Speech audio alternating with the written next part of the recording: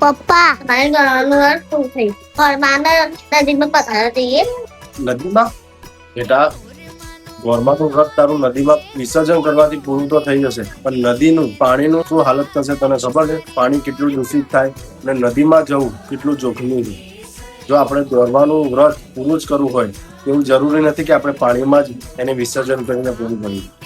મારી સાથે બતાવું તને.